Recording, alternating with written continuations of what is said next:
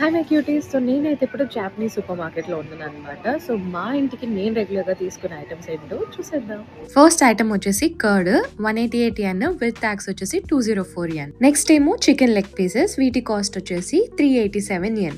ఇవి already cut చేసిన chicken pieces around 420 grams, cost వచ్చేసి 533 yen. ఇవన్నీ మిల్క్ ప్యాకెట్స్ అన్నమాట. జనరల్ గా మేము మిల్క్ ఎక్కువ కన్జ్యూమ్ చేస్తూ ఉంటాము. సో ఇద్దరం ఉన్నాం కాబట్టి 3 ప్యాకెట్స్ తీసుకుంటున్నాను. ఒక్క ప్యాకెట్ వచ్చేసి 322 yen.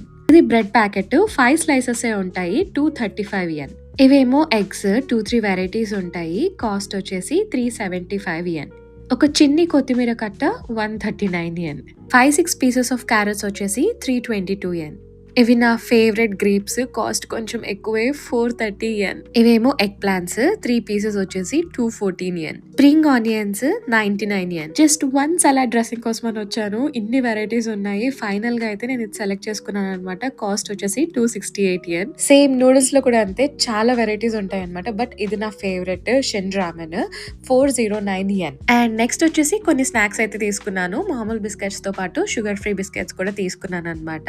నేను డైట్ లో ఉన్నాను కాబట్టి ఇవైతే నా ఫేవరెట్. సో ఫైనలీ ఇదే అన్నమాట బిల్ 6923 అయింది వీటన్నిటికి. అండ్ పక్కన ఇలా మెషిన్ ఉంటది, అందులో మనం క్యాష్ డిపాజిట్ చేస్తే మనకి చేంజ్ వచ్చేస్తుంది అనమాట.